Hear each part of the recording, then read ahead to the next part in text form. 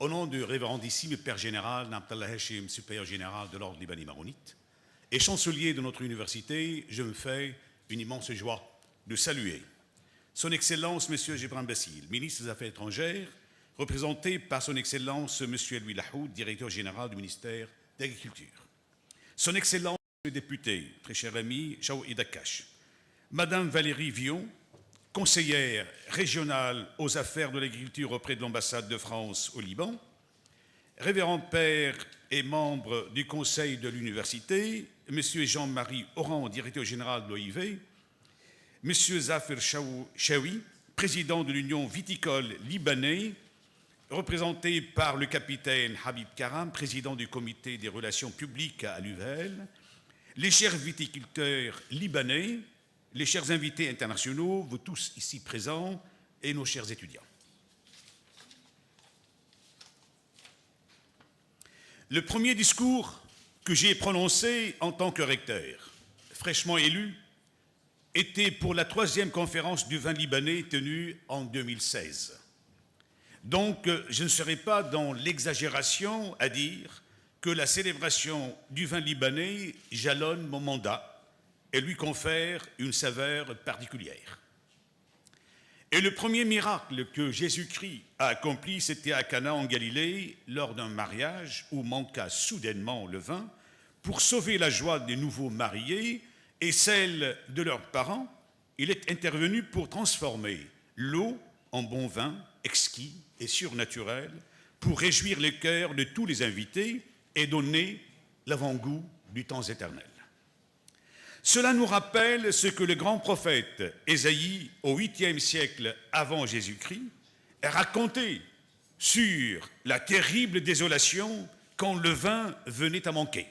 Je le cite. « On crie dans les rues, parce que le vin manque. Toute réjouissance a disparu, l'allégresse est bannie de pays. » Fin de citation.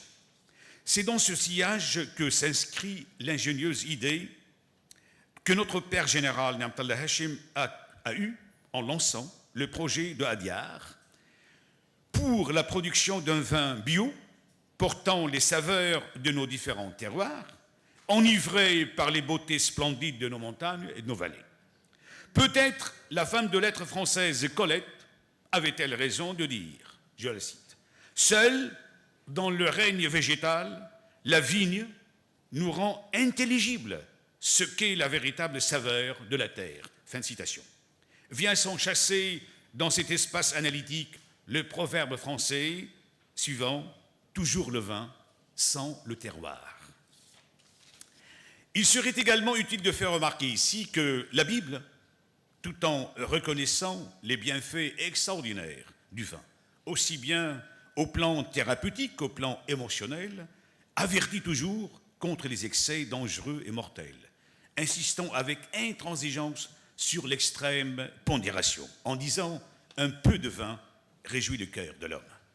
C'est ainsi que l'auteur comique latin, Plaute, au IIe siècle avant Jésus-Christ, tient à signaler dans sa pièce « Le Brutal » que, je le cite, « ce n'est pas le vin qui doit commander aux hommes, ce sont les hommes qui doivent commander au vin. » Fin de citation. Il n'en est pas moins intéressant de souligner dans ce contexte que quand on apprend à déguster véritablement et professionnellement le vin, la notion de quantité déserte le terrain. Et Salvador Dali n'avait pas tort d'attester que celui qui sait déguster ne boit plus jamais du vin, mais il goûte ses suaves secrets. Fin de citation. De même, pour certains, le vin devient une référence éthique, une jauge comportementale, pour peindre les mœurs des êtres humains à travers des métaphores vinicoles on ne peut plus éloquentes. Voilà comment, pour Cicéron, les hommes sont comme les vins. Avec le temps, les bons s'améliorent et les mauvais s'aigrissent. Fin de citation. Après cette panoplie de réflexions diverses sur le vin, je m'empresse d'ajouter que cette journée a pour objectif de présenter une veille technologique sur des problématiques actuelles, touchant le secteur vitivinicole nationale et internationale par l'intermédiaire d'experts nationaux et internationaux, et appuyant ainsi le master en œnologie, formation innovante et unique au Moyen-Orient, que dispense la faculté des sciences agronomiques et agroalimentaires de l'USEC. Cela dit, je me fais un grand plaisir d'adresser mes vifs remerciements à son Excellence, M. Gebran Bassil, ministre des Affaires étrangères, qui a bien voulu prendre part active à notre colloque, mais empêché par des voyages à l'étranger dans des délégations officielles. Il s'est fait représenter par son Excellence M. Louis Lahoud, directeur général du ministère de l'Agriculture. Je saisis cette belle occasion pour saluer chaleureusement le dynamisme contagieux de M. Louis Lahoud et son enthousiasme, et notamment sa passion prouvée dans les faits, le poussant à coopérer par prédilection avec notre université pour élaborer des projets agricoles prometteurs et organiser des conférences de grande envergure mutualisant des compétences chevronnées.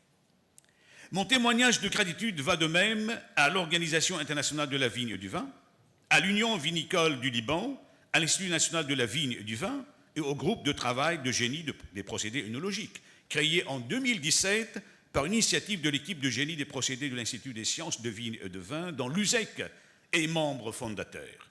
Il serait utile de signaler là que la première réunion du groupe s'est déroulée le 24 janvier 2018 à Lyon. Ce groupe rassemble les grands acteurs universitaires et institutionnels, européens et méditerranéens, travaillant dans le domaine de génie des procédés œnologiques.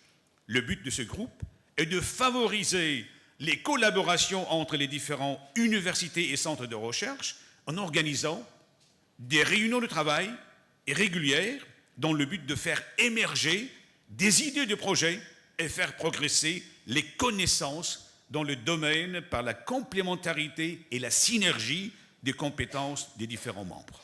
Je saisis cette belle opportunité pour adresser à Madame Dr Lara Wakim, doyenne de la faculté des sciences agronomiques et agroalimentaires, et au staff académique et administratif de la faculté, mes félicitations les plus cordiales et les plus chaleureuses pour le remarquable travail qu'ils accomplissent avec entrain et détermination, notamment en connectant la faculté avec les villes et villages et les municipalités pour contribuer efficacement au développement durable des différentes régions, aussi bien urbaines que rurales, du Liban.